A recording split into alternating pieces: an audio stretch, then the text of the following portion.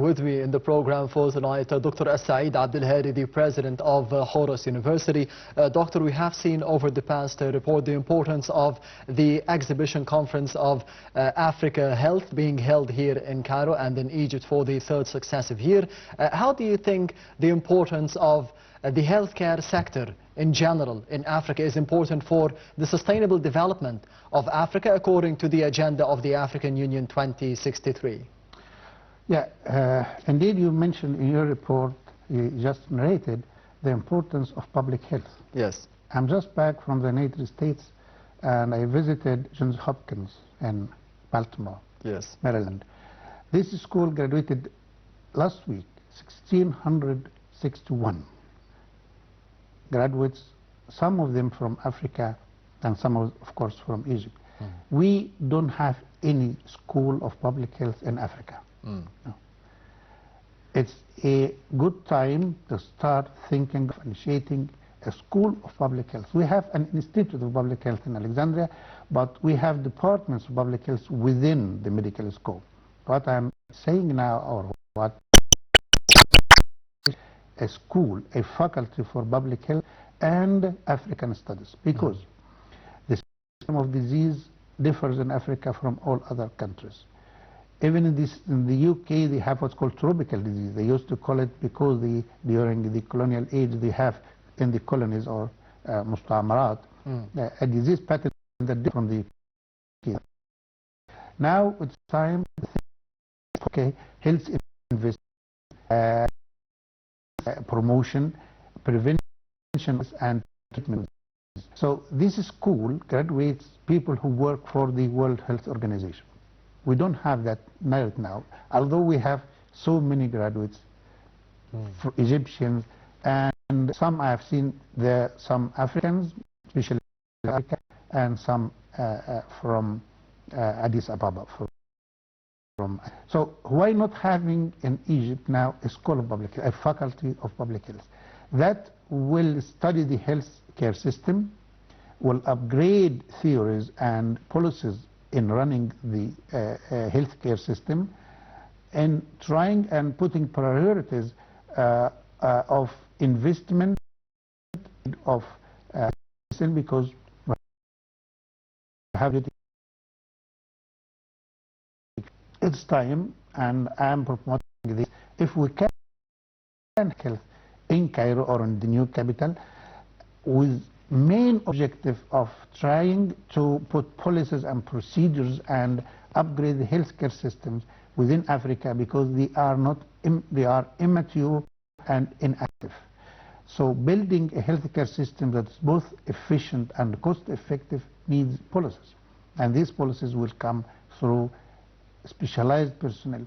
The good thing is we have in Egypt some of the best quality health policy makers. It's becoming a specialty. Yes. They run the ministries of health in the States and Europe and everywhere. They run the World Health Organization, and they are well educated in that field. So health is now becoming a science and art and innovation as well. Yes. Because I can invest in preventive medicine and at the same time prevent a new era of diseases, and at the same time giving more interest to the credible diseases that prevail in Africa. The good thing is Africa is a virgin soil that we can invade. Not invade by the meaning, but invade by aid and human effort.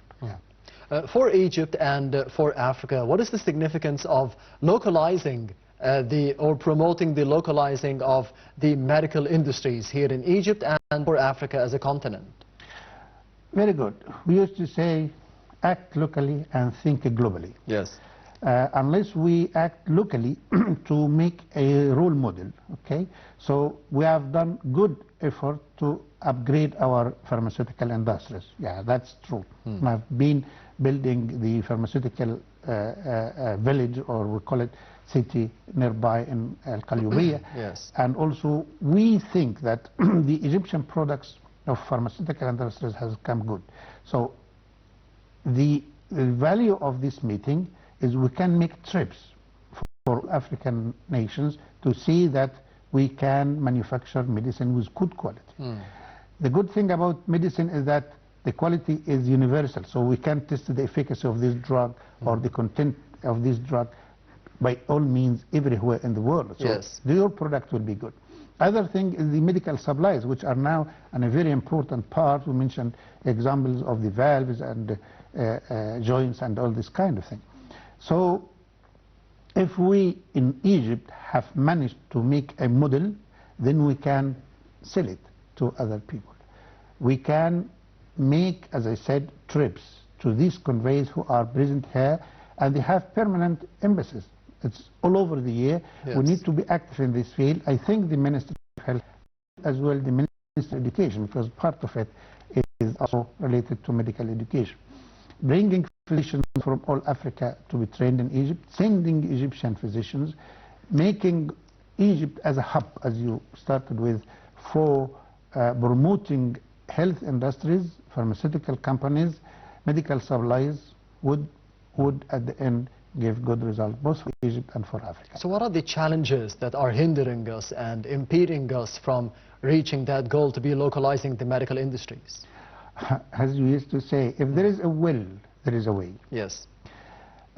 Egypt has a will, but some other countries don't have that will. So we need to negotiate that based on benefit, no other intention. Yes. So when we visit any other country, and believe me, all African, once you say I'm Egyptian, they start smiling because they love Egypt's history and the era of has made the foundation for very successful, and now it is to repeat that one. All Africans love Egypt and also love Africans. So if there is a will, and we have the will, there is a way. We can turn around a certain way or other. There are three pillars or three countries: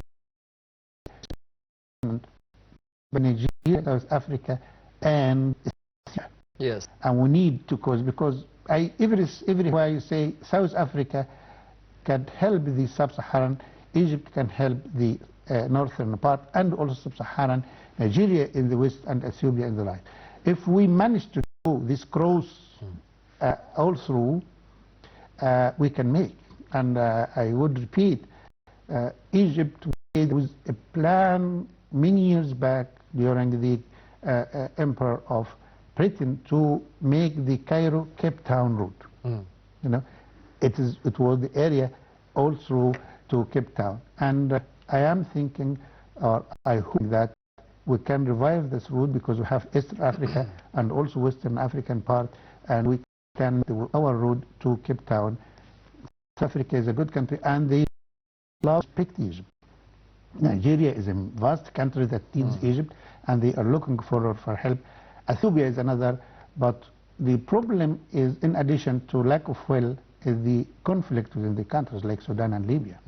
That's a major problem. Yes. That's a hindering part. And in addition to that, the poverty, the lack of education, lack of health policies, and deficiency of health supplies. Such a lot of things. And presence of problems makes or gives you a chance to prove yourself, because the field is open. Nobody's going to compete with you because you are not going to make benefit out of it. And I've heard all the time that yes, the Europeans and the Americans and the Chinese come to Africa, but they work for the benefit of themselves. But Egyptians come to benefit the Africans. And I've heard that from different countries, and I hope that we can build on that. Yes, and finally, Doctor, in excuse me, in the final 2 minutes of the program for tonight, how do you see the importance of the budget of healthcare here in Egypt to be increasing by about 300% under the tenure of President Abdel Fattah al-Sisi over the past years? What are the sectors that you think they need more assistance financially, and what are the sectors that will be benefiting from such a 300% increase? Definitely, investment in health is valuable, and we're always asking for more. So 300, we need more. Our charter constitution said 3% for health and 4% for education. That's still modest. Yes. It's not a very big amount of money allocated for health and education. We need perhaps to increase it to the national standard around 10%. Where to allocate this money? There are a lot of things, but giving doctors or physicians the salaries and the quality of life they deserve to keep the physician.